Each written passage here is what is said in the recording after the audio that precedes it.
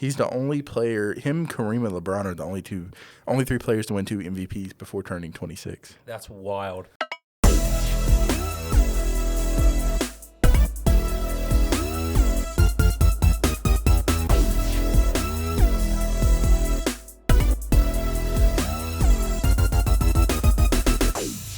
Welcome to Let the Play Develop, the show where I am the only host that has made it all of the first 10 episodes. Show off. Steven's not here today, so I get to say that. That's the problem with our society. We push perfect attendance too much. Anyways, no, but 10 episodes. That's wild. 10 episodes in. After we finish this episode, we are in the top 1% of podcasts. That is wild. Most podcasts don't make it past 10 episodes. That's nuts. So congratulations to us. What that on the back. tells you is we are reliable. We are here to stay. We are a trailblazer in the sports industry. Climbing the ranks. Where's our invite to NBA All-Star Weekend? You got ESPN, FS1, The Ringer, and then Let the Play Develop. That's where we're at right now. Where is our sponsorship from SeatGeek? All right? Oh, gosh. Starting to put us courtside. Anyways, for today, we have a great show for you lined up. We have your weekly news as always. We have a continuation from last week with the top 10 all-time draft. We're going to draft 5 players that we think we would want to build a team around.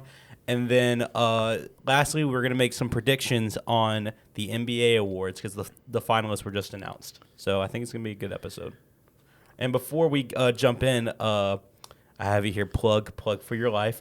You can follow us on Instagram and TikTok at Let the Play Develop Pod, on Twitter at LTPD Pod, or Let the Play Develop. If you're watching on YouTube, yo, what's up? Good to see your face. Or see our face. I don't know. Anyways. Conceited much? No. But yeah, thanks for watching on YouTube. Go check us out on all of the streaming platforms. If I'm not mistaken, we will be on Apple Podcasts in the next coming days. Yeah, it should be coming up. I made a mistake. But we're on all the other ones. And then if you're listening on streaming platforms, hello. Go check us out on YouTube. I feel like it's a lot more intimate of connection where you can see our interactions with each other and whatnot in person and have something to look at. Unless you're driving. You can see our brand new tapestries we just got here as well with the goats of basketball. We also got a basketball court one. You can't see it. You might be able to see it up here, but Kobe's jersey's down here on the floor. Rip that man. Moment of silence. Exactly. All right, so yeah. For the 3. We're going to be getting some social content up here soon. We're not going to be like Sacktown with that 17-year drought, but hey, they broke it. That is my fault. I've been lacking.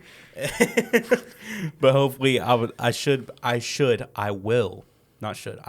have at least 2 TikToks/Instagram videos up this week. All right. If he doesn't, I think we need to make a bet right here. No, I'm not going to do that to him. Hey man, I'm good on my bet so far on the podcast. He's 1 for I'm 1. 1 for 1. I'm 1 for 1. He doesn't lose, I guess. Anyways, let's hop right into the weekly news segment.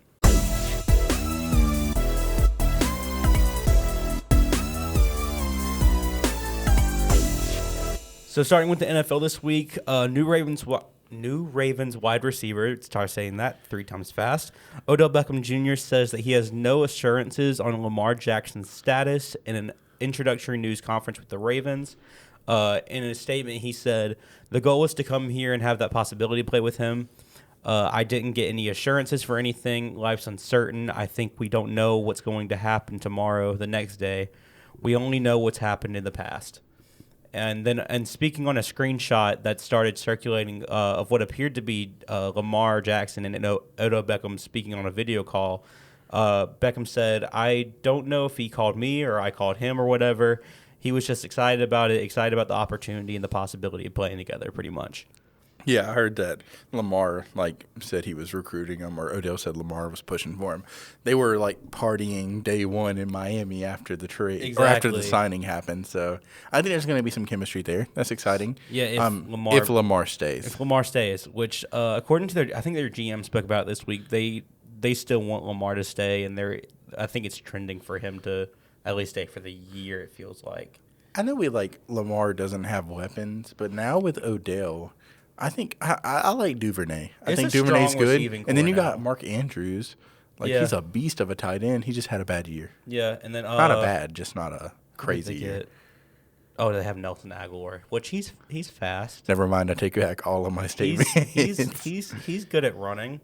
I mean, not good at catching, but if it was track and field, he's set. If he's track and field, he's D1. They told the track kid you should try out for football. Anyways, sorry. So it's gonna be interesting. No, you're not wrong. That's the funny part. It'll be interesting to see how that situation unfolds this coming season. Or will Tyler Huntley be number one at quarterback? I don't think, even if that doesn't unfold, that Tyler Huntley's going to be number one at quarterback. I think they stick with Tyler Huntley. You think they like Tyler Huntley? At least for half the season. At least for half the season. Nah, that trade deadline, they're trying their best. That's going to be rough. Odell, I know we just signed you, but no. Those poor guys. So moving on from that, the Dolphins, this just happened today. The Dolphins signed wide receiver chosen Robbie Anderson to a 1-year undisclosed deal. I don't agree with the name change. I'm not trying to insult him. Robbie Anderson, you do you, Island Boy number 3. But it's so accurate, though. I mean, he gets open sometimes, so. He's fast. And tall, yeah. If he has a quarterback that can throw to him. I mean, which Kyler could throw. He did. Kyler could actually see him and couldn't throw him. Yeah, it's. They just didn't run many plays for him. That was a crowded receiver room for him to try to fit into. Yeah, which this is not. He's not going into a non-crowded wide receiver room. Oh, I know. But he's just waiting for Tyreek to retire in 2 years. Which he's the same age as Tyreek, so I'm like. Yeah, well, I mean. They still got a few years left on their careers. Oh, yeah, I guess that's true. Tyreek going to retire to go play Fortnite and get sponsorships and deals and whatnot. Get attacked by bananas.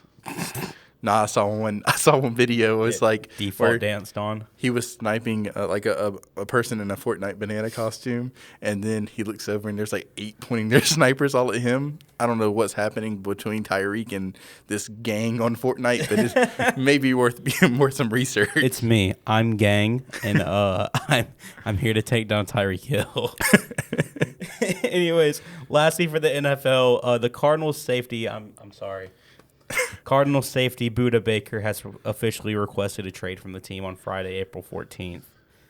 He took his name off the Arizona Cardinals off of the Twitter first, his Twitter profile, never good, and posted a meme of the Jordan of something. I took that personally, and then people speculated that's about the Cardinals, and it was. He requested a trade. I think it's because he didn't get a contract extension, and he really wanted one. But, I mean, at the same time, the Cardinals are on a rebuild. They're not trying to spend that. But Budda's a beast. He's a top, in my opinion, top 3 safety in the NFL. I think that's very fair. I mean, and because he is everywhere on the field all the time. He's such a high motor, but between him and now D-Hop's leaving, and that's not even for money reasons. If he might be with us, but neither one might not get traded. But it's just the fact that there's a culture where they don't want to be there is really depressing after you hire a new GM and a new coach. Mm-hmm. Just a tough situation to be a Cardinals fan right now. Yeah, tell me about it. And I'm a Panthers fan. That's coming from me. And then we always match up in the playoffs. It's such a weird, in the 1 year out of the 10 that we make the playoffs, Anyways, so that's all for the NFL this week. Moving on to the NBA, just one thing, but it's a pretty big story. We talked about it a little bit last week, but the NBA has officially fined the Dallas Mavericks $750,000, saying that the team engaged in conduct detrimental to the league by sending out most of its key players against the Chicago Bulls on April 7th, despite still having a chance to reach the postseason. The league's investigation lasted less than a week and concluded with the NBA finding that the team violated the league's policy on resting players and had a desire to lose the game to the Bulls in order to improve the chances of keeping its first-round pick in the 2023 NBA draft. My take on this, $750,000 is not a big enough of a fine. Bro, that's couch change for Mark Cuban. For a multi-million dollar company. Well, it is worth billions. Yeah. Yeah, I don't know what they have their organization structured financially. But yeah, an organization worth billions and an owner worth billions. Like, that's like a slap on the wrist. That's like, don't do that again. But in reality, like, they're going to, I mean, I don't know. People are going to do what people are going to do. This is the second time with that same owner that there's just been an issue. Mark Cuban got fined 2 years ago, like 2 or 3 years ago, because of he said that that they were losing games to tank. You know, on one hand, I agree with this, but on the other hand, I miss you, Sam Hinkie. I wish you were back in the league for the Sixers. You did the wrong thing, but you got the right result. He deserves to be on someone's front office, man. He built a great team. Tank and trust the process. And it worked.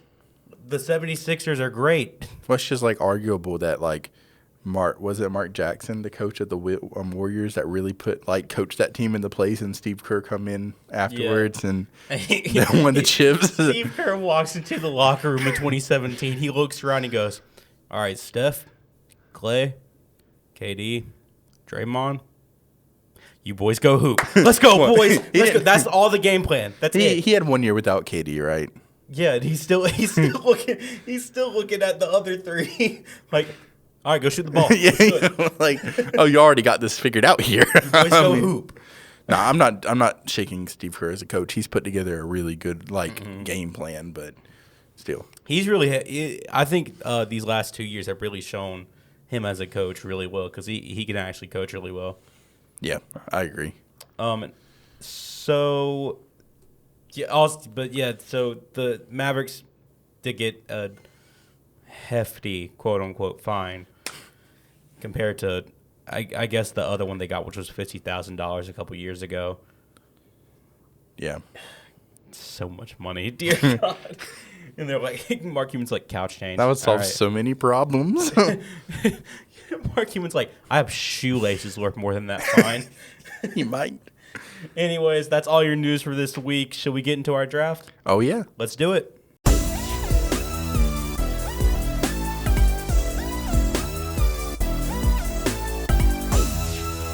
Okay, so now we're gonna do this off the dome, off the top, just off the back of our whatever we can come up with. I mean, I have my top 10 written down, I think, somewhere, but top 5. Yeah, we need a 5. He's got a list of 10, but it doesn't have to be out of the players we drafted last week. Oh, it doesn't? No. Oh. So it's your top 5 players you would build a team around.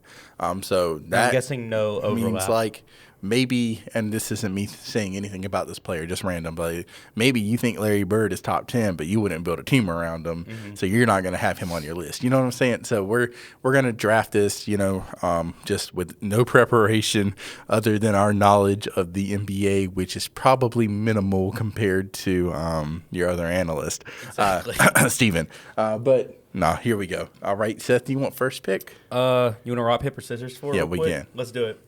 Rock, paper, scissors, shoot. Rock, paper, scissors, shoot. Let's go. I knew you were going to pick paper. I needed to get it over with. We can't do this too long on camera. I'm guessing no overlap as well. Yeah, no overlap. Okay. All right. It's an easy one. Wardell Stephen Oh, Curry, never mind. Baby. I'm done. I'm kidding. I'm taking LeBron James. That's so funny. Okay. I was about to say I love Steph, but I mean your first pick, he'll be there at 5. I've gotten so much crap over that. I'm putting Stephen Curry at 3 last week. Yeah, that's high. We also got a formal interview or formal audio segment from Chris Long, our ECU insider Chris Long. I might post that. Kevin Garnett at 10. So I'm gonna put that list up on YouTube, just so y'all can hear. It's gonna be audio only. I'm gonna put it up. Y'all go listen. Me and Nate went into a comedy club the other night. We're on the way. He sends me this file, and I'm listening to it. It's like 7 minutes long. Hear me out. That list was funnier than anything in the comedy club. Insane. Better than any joke was how funny that list was. It was trash. It was wild. And I'm only being so harsh towards him because he was brutal on us. He was being exactly very mean about our list.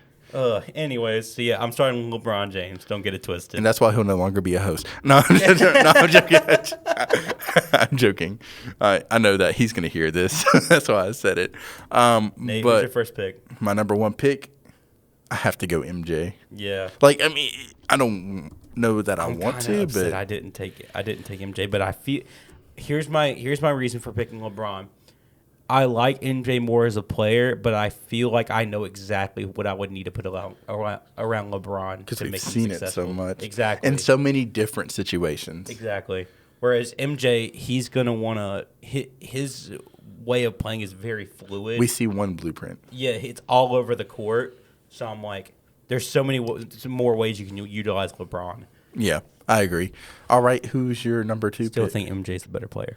Or are we serpentining this? We won't serpentine it. Yeah, we'll just go back and forth. I'm gonna put. So, are we putting these together? Like these five is like our team? No. These are just 5 players you build a team around. Oh, okay. Bet Kobe Bryant. Are you kidding me? Let's go. Okay, I respect it. Number 2, I'm gonna go Magic Johnson. That's fair. I just think he's a great orchestrator. I don't know that I had him kind of high on my top 10 list. Probably should have been a little bit lower. I mean, like lower as in closer to 1. But yeah, Magic, my number 2. That's fair. I didn't give a reasoning behind Kobe. You don't have to. I feel like he's just a bucket getter at number 2 at the shooting guard. So now I can just put a ton of defense and playmaking around him. Michael Jordan and Kobe are the. Michael Jordan. Michael, LeBron, and Kobe are the top 3 players that I just would not question you building a team around. They're just that guy. Mm-hmm. Okay. Next is someone that actually was not on my list, on my top 10 list last week, because I just feel like he hasn't done enough yet. I'm taking Giannis Antetokounmpo. I like it. Bro, he's a freaking cheat code in real life. It's ridiculous. I just feel like I'm going to go too modern now that you did that. But. Oh, no. We're definitely going modern skewed. All right. So Giannis, you can put anyone around Giannis. You got a good team. All right. My number 3 pick, I'm picking a healthy Kawhi Leonard. That's healthy.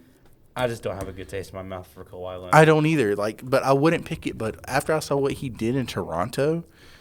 Because you can't even say healthy because he's healthy all year. He just doesn't play. Let me rephrase. A Kawhi Leonard that's on the court. Without load management. A Kawhi Leonard that plays at least 60-something games a season.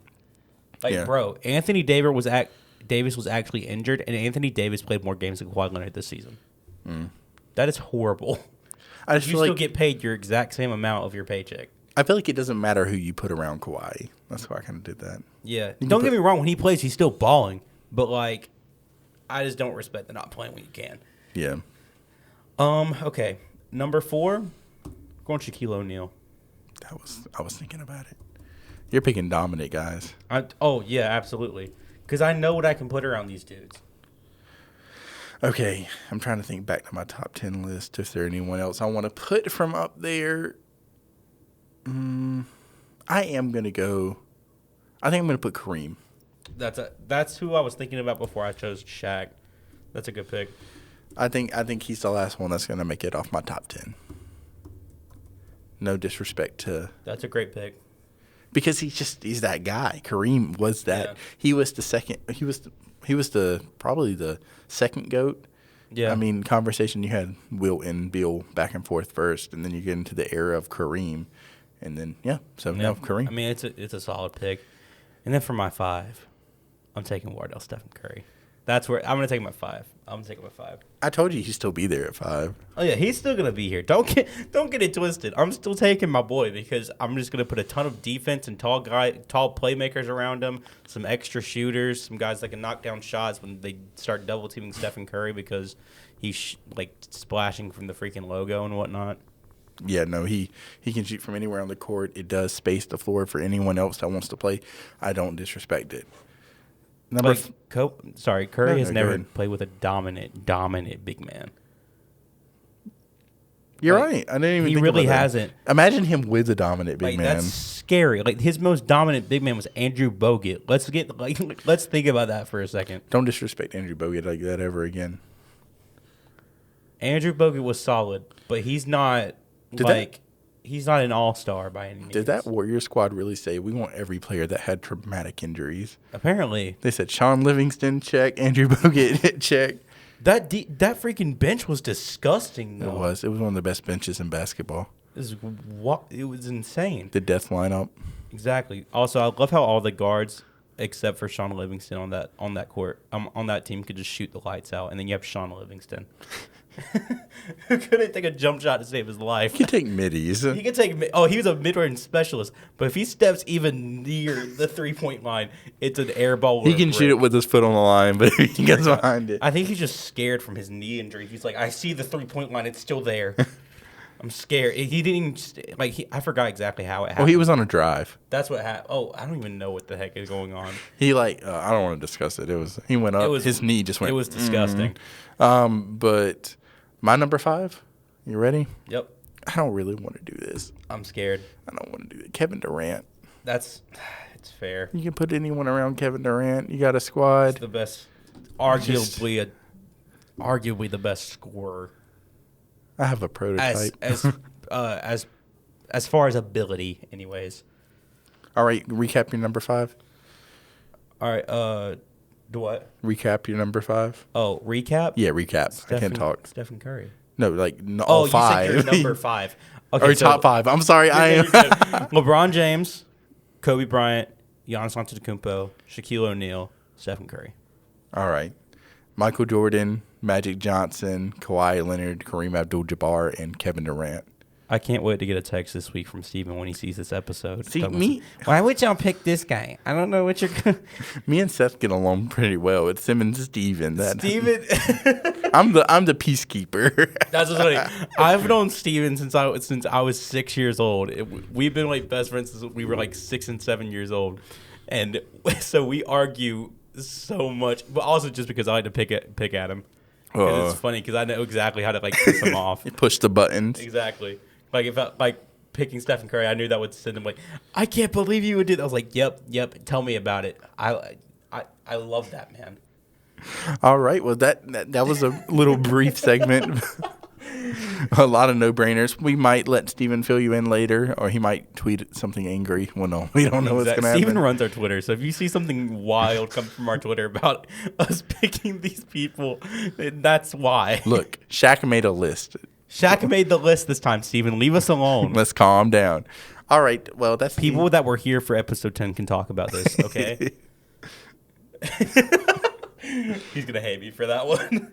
Okay, so let's hop right into our NBA award predictions.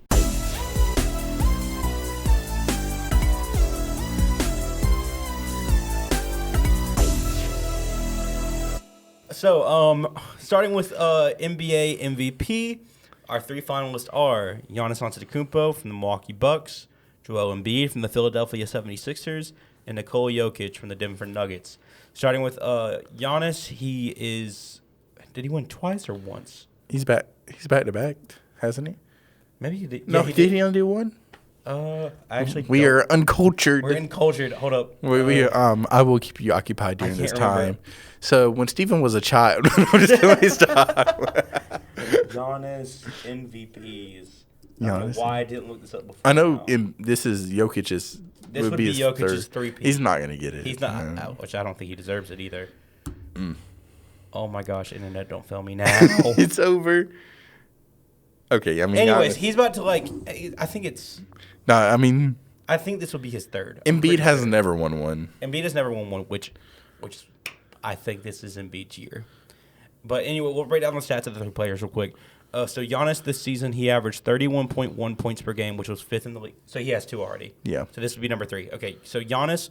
He's the only player. Him, Kareem, and LeBron are the only 3 players to win 2 MVPs before turning 26. That's wild. Giannis this season, he averaged 31.1 points, which was 5th in the league, 11.8 rebounds, which was 3rd in the league, 5.7 assists, which was 28th in the league, and then he led the Bucks to be 1st in the Eastern Conference with a 58-24 record. For Joel Embiid, he averaged 33.1 points per game, which was 1st in the league, 10.2 rebounds per game, which is 8th in the league, and 4.2 assists per game, which was 51st in the league. leading the 76ers to number 3 in the Eastern Conference with a record of 54-28. And then Nikola Jokic, he scored 24.5 points per game, which was 18th in the league, 18.8 rebounds, which was second in the league. He must have had like one more rebound than Giannis because Giannis was third and Nikola Jokic was second, but they had the same average. So it must have been like 0.8 something difference or something. I just think by the stats, Giannis deserves it. Maybe so. I don't know. And being number 1 in the East, not that that's impossible to do. But looking at the stats, Giannis deserves it, but I want Joel Embiid to get it. Embiid's going to get it. It's the whole thing of like once you hit your peak and you're playing at this dominant level, people stop giving you the MVP because they want a better narrative. True. Not saying that does not mean Embiid does not deserve it if he wins it. He just as much does. It's just Giannis is just as much in the debate, but he's already won 2, so like it's getting kind of stale. I think Embiid snagging the scoring title for the season, I think that was like the nail in the coffin for him to get it. Chris is a Sixers fan, so he's... Oh, God. It gets worse and worse, doesn't it? You're a Sixers fan. You're a Saints fan. I don't have anything against the Cubs, so... He's an ECU fan. Okay, we can't slander the man. What is... He's going to have a lawsuit against us. Let's calm down. Let's scale back. Like, I ain't trying to go... So moving on, before we get sued, moving on to Defensive Player of the Year, the 3 finalists are Jaren Jackson Jr. from the Memphis Grizzlies. I can't talk, apparently. Brook Lopez from the Milwaukee Bucks, and Evan Mobley from the Cleveland Cavaliers. I'm just going to say I think the clearest... Well, let's do the stats first, and then I'll give my opinion. Jaren Jackson this season averaged 3 blocks per game, which is first in the league, and 1 steal per game, which is 54th in the league. And the Grizzlies were second in the Western Conference with a record of 51-31. Excuse me. Brooklyn Lopez.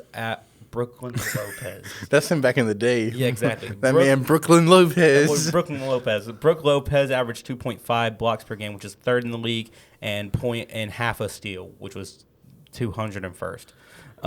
The Bucks finished first in the Eastern Conference with a record of 58-24, and then Evan Mobley averaged 1.5 blocks per game, which was 9th in the league, and 0.8 steals, which was 112th, with the Cavaliers finishing 4th in the Eastern Conference with the record of 51-31. My honest opinion, I think this is a clear decision that it goes to Jaren Jackson Jr. I thought you were going to say Brook. No, no. I agree. Beast, bro. No, he has the blocking on his side. He's got the statisticians booking stuff for him that's not real on his side. Getting stuff fixed for him. No, I'm joking. No, I like Jaren Jackson. I love watching him play, and he has been a defensive monster this season. 3 blocks per game is insane. How many players can play defense like that and drop 40? Right.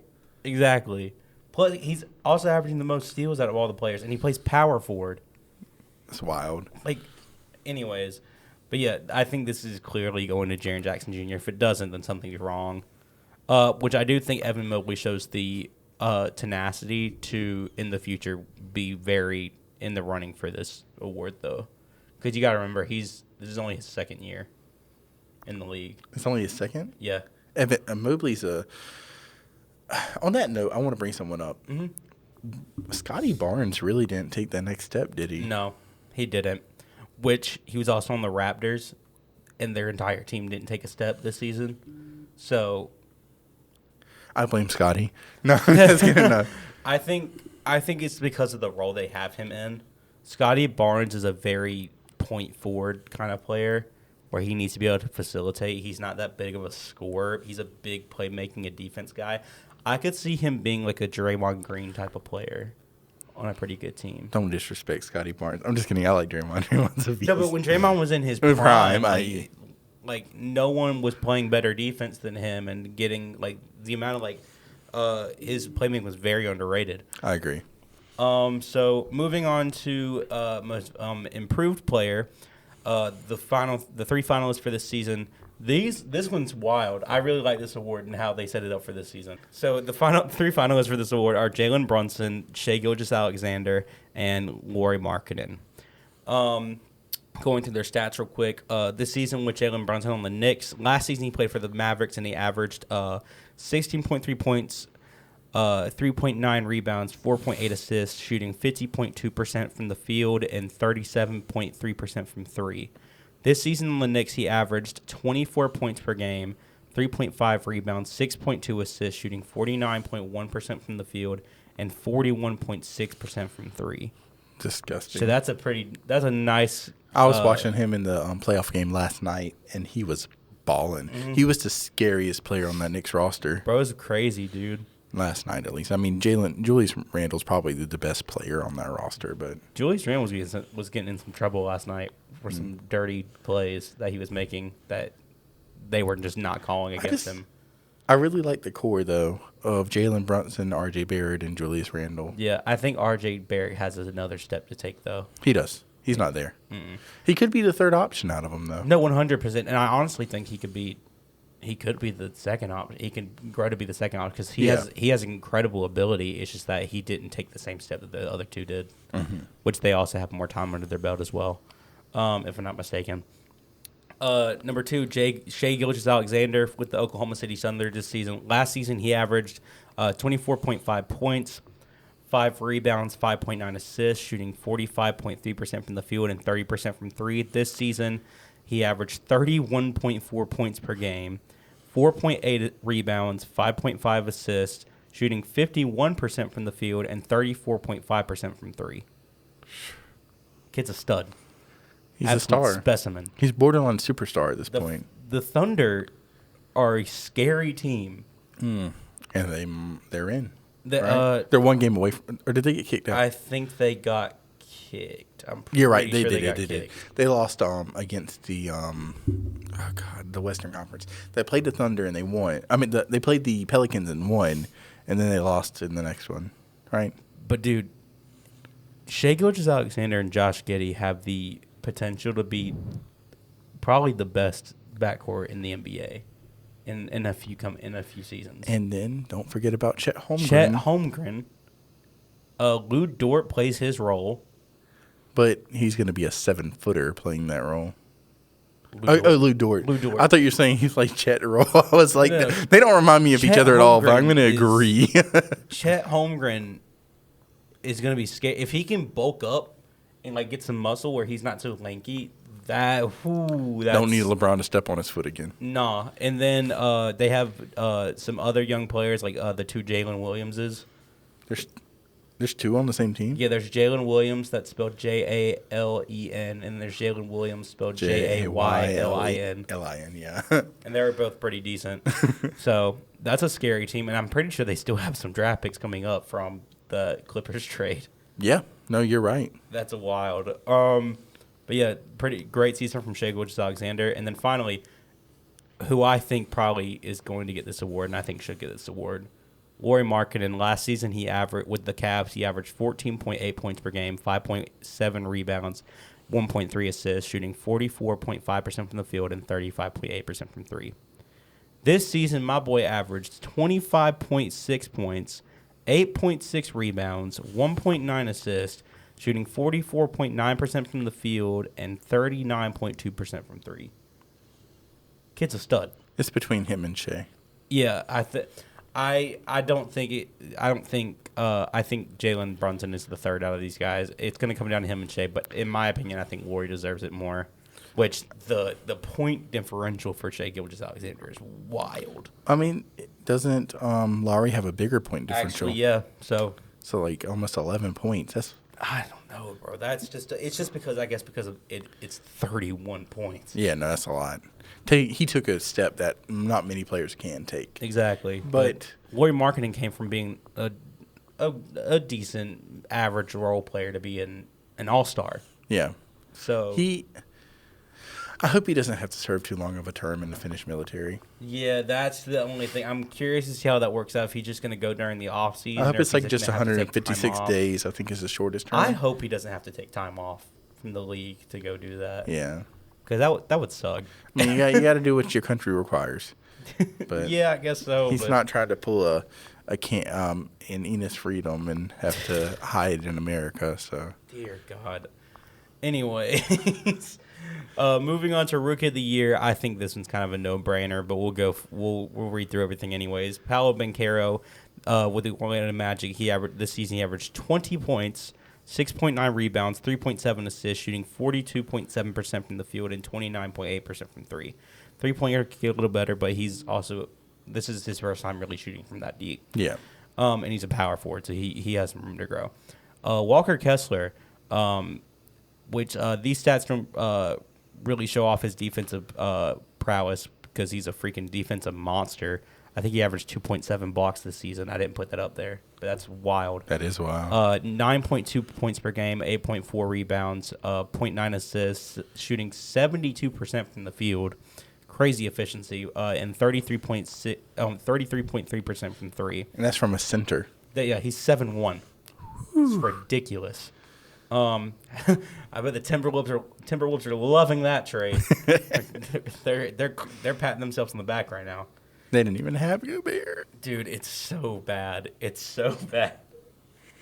Oh my gosh. Season started with a punch and ended with one. Like, it's just funny because, as I said last week, it's just how it is. Yeah, I guess so. It's becoming the NFL. And then one of the Jalen Williams from the Thunder is the third finalist, averaging 14.1 points per game, 4.5 rebounds, 3.3 assists, 52.1% from the field, and 35.6% from three. He's a solid player. He's a solid player, but this is a no-brainer. It's going to Paolo Banchero. Just all that draft capital, Dude, though, that the Thunder still have. Yeah, which is absolutely ridiculous.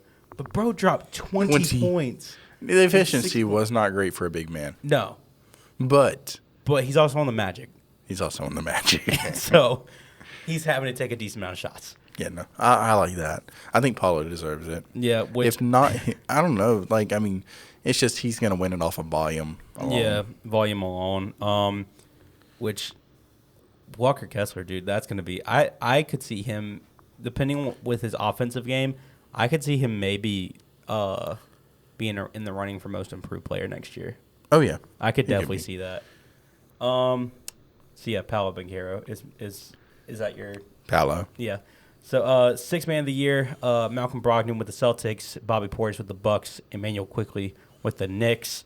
This season, Malcolm Brogdon averaged 14.9 points per game, 4.2 rebounds, and 3.7 assists. Playing 26 minutes a game, with the Celtics finishing second in the Eastern Conference with a 25 record. I can't count. A lot of games. Yeah, it's a lot of games. Bobby Portis with the Milwaukee Bucks, he scored 14.1 points per game, 9.6 rebounds per game, 1.5 assists, playing 26 minutes a game for the Bucks, who were the number one seed in the Eastern Conference with a record of 58-24. And then Emmanuel Quickley with the New York Knicks, scoring 14.9 points per game, 4.2 rebounds, 3.4 assists, playing 28.9 minutes a game for the Knicks, who finished fifth in the Eastern Conference with this record of 47-35.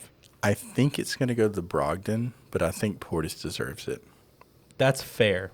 That's very fair. Because, I mean, he is the sixth man of the year, but I feel like Brogdon's a starter that's playing off the bench. Portis fulfills the role of a sixth man. Yeah, I think Portis also deserves it. No, that probably will go to Brogdon. Brogdon's just as much of a sixth man this year, but, like, don't get me wrong, but he's on any other lineup. Isn't he starting? Yeah, probably. Which he was a starter for the Pacers full time. So, they just got Tyrese. Yeah, they got Tyrese Halliburton, which great season for him when he was healthy. Dear God, if he can stay healthy, he's gonna be a problem. A great player in the league. But yeah, probably going. Though Bobby Portis deserves it, it's probably going to go to Malcolm Brogdon. Yeah. Which Emmanuel Quickley, good for him. Good for him. He came out of nowhere, kind of. He hit the clutch free throws last night. Exactly. Put away game one. Yeah, good for him. Which the Knicks beating the Cavs in game one was wild to me. Yeah. I really didn't see that. I thought the Knicks had no chance in that series, but I think they're good. That's going to be a great series. Yeah. There were a lot of close games last night, except for the Celtics and the Dear God. There was a 30 or 40 point difference at halftime. Dude, I don't remember. They had like 74 to 34, 44. It wasn't even fair. Like, I feel like an idiot. I know who won this. The Celtics won, right? No? Celtics won, right? They had to have, right? Yeah, I'm pretty. I mean, the Celtics. Look this up because I feel like an idiot now. I just know there was a big point differential. Yeah, no, Celtics. Who won the Celtics versus Hawks game? I'm an idiot. I thought the Celtics blew them out. Yeah, it was 112 to. It wasn't a blowout. They 112 to 99. That first half technically a blowout, but was not really. was wild. It was a good game though. But there were a lot of good games to start out night one. Just to be clear. So yeah, going to Brogdon, the Portis probably deserves it. Clutch Player of the Year. I think this is new. I haven't heard of this before. But I feel like I didn't put down any stats for this one. I feel like it's just kind of off a feeling a little bit because, like, I mean, I guess I could have looked up clutch moments up to the NBA, or a way to prove it statistically. There's not really a way to. I mean, you could look up shot percentage in the last 2 minutes or like of fourth quarter stats or something like that. But the finalists are Jimmy Butler for the Miami Heat, DeMar DeRozan for the Chicago Bulls, and De'Aaron Fox for the Sacramento Kings. Let's just be honest, this is not going to DeMar DeRozan. There's no way. They didn't even make the playoffs. And he just did not play that well this season. I like to see Fox get it. I would not mind Fox getting it. Jimmy Butler, depending on how Jimmy Butler's it just depends on if they take playoffs into consideration. Is this award valued? We all know Jimmy Butler is a different breed in the playoffs. Oh, yeah, no. Different. They don't. It's a regular season award. Okay, so, yeah, it's De'Aaron Fox is probably going to get it. Then, yeah, I don't know. That award, I just don't have any feelings about it. It's kind of tough because you kind of just have to – it's kind of just a gut feeling award. Participation trophy award. Yeah, exactly. I mean, you're clutch, but you're never going to be Robert Horry. You're having to be clutch, which means your team's not that good. Do they call it the Robert Horry Award? They should. I don't remember. That would be beautiful. Okay. Yeah, and then finally, the Coach of the Year. The three finalists are Mike Brown in his first season with the Kings. Who? I don't even want to try to say that name. I tried to look up how to say this name, and I still was confused. Mark Daignault? We're going with it. We're going with Mark Daignault from the Oklahoma City Thunder in his third season with them, and Joe Mazzulla in his first season with the Boston Celtics. So, could have been you, Udoka. Dear God. Bro, just stay on the straight and narrow, guy. That's all you had to do. That's all you had to do. So starting with Mike Brown, his first season with the Kings, last season, before he started with them, they finished with their record of 30-52 and were 12th in the Western Conference. Mike Brown in his first season with the Kings led them to 48-34 in the third seed in the Western Conference. Respect. Big respect on that. Mark Daignault, with his in his third season with the Oklahoma City Thunder. Last season they had, in his second season, last season they had, they finished with a record of 24-58 and were 14th in the Western Conference. This season they finished 40-42, with being 9th in the Western Conference. I don't think this goes to him. No. If it does something wrong. They didn't make the playoffs. No, they didn't make the playoffs. But I mean, he's doing a great job, and he's a great coach, but he's not getting this award. No. I think he's the right coach for this team, though. Oh, no, he is. And once they get more players in there and players get healthy, I think that's a big part. Because even their star players, like Shea was out for a decent amount of games, I'm pretty sure. Yeah. And so was Josh Giddey. Mm-hmm. And Chet was out the whole season.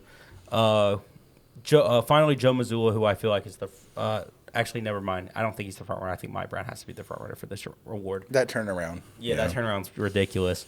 But Joe Mazzulla in his first season with the Boston Celtics, this season. So last season they were 51-31, finished second in the Eastern Conference, and they were right back in that spot this year. Except they won 6 more games. They were 57-25 and were second in the Eastern Conference. I feel like this goes to Mike Brown just because that turnaround alone is ridiculous. That's crazy. Good for you. And he's got a simple name. You don't have to worry about trying to pronounce Daignault. I'm sorry. I feel like I'm not trying to disrespect your family. We have or respect anything, for you. But dog, can we have a phonics lesson on how to say your last name, please? That'd be great. Just listed as Mark D. There's like a silent G, guys. The silent A. It's just Aiknall. Wild. Anyways, anything else to say on that? No. So just to recap really quick, MVP, Giannis. Giannis for me. But I feel like Joe Embiid's getting it. Get it. Defensive Player of the Year, question. Jaren Jackson Jr. Most improved, Shai Gilgeous or Lauri Markkanen. I think it goes to Lauri Markkanen. Same. I mean, I think Shai might get it. Shai might get it just because of the 30-something points. Rookie of the Year, Paolo Banchero is getting it. Sixth man, Malcolm Brogdon will probably get it, even though Bobby Portis probably deserves it more. They both deserve it, but yeah, I wouldn't be mad at either one, to be honest. Clutch Player of the Year, just a shot in the dark. I'm going De'Aaron. I'm going to go Jimmy Butler. I'm going De'Aaron Fox. That's fair. Coach of the Year, Mike Brown. Sacramento Kings. 57 wins is still impressive, though, for Minnesota. It is. It really is. Having more than last season because they were still good. They made it to the championship last season. They lost to Dub Nation, baby. They took an L last night. Leave me alone, okay? We're not losing a single 7-game series this year. We're going straight back to the championship and taking it all the way. And Stephen Curry will be known as the greatest player of all time. He needs about 4 more. He'll have more than LeBron. He needs about 4 more. Wow. Okay. Anyways, so that's all we have for you today. Once again, you can go find us on Instagram and TikTok at Let the Play Develop Pod. You can find us on Twitter at LTPD Pod or Let the Play Develop. If you're watching on YouTube, hi, how are you? And go check us out on streaming platforms. We're about to be on Apple Music. We're already on Spotify, Deezer, and a bunch of other stuff. Google Podcasts, I think, is a thing. And then if you're listening on streaming platforms, hello. And you can go check us out on YouTube. It's a lot more intimate experience. You get to see our somewhat pleasant faces, I guess, or unless you don't want to. Hey, we may not be your favorite podcast, but we're your favorite podcast. Yeah. No, we're not. Anyways. Oh, okay. If no other reason to go watch this on YouTube, we have new tapestry flags you can come look at. They're very beautiful. I very much like this one with MJ and LeBron. Yeah, it's got the goat up there. Morning Kobe. I'm just not gonna say which. Yeah, it's got the goat somewhere in there. I swear I see Stephen Curry somewhere in there. I'm kidding. Kareem fans punching the air right now. Anyways, you have anything else to say? Nah. Thank you so much for joining us this week. We'll see you next time for episode 11. We made it 10 episodes, baby. Have a great week. Peace.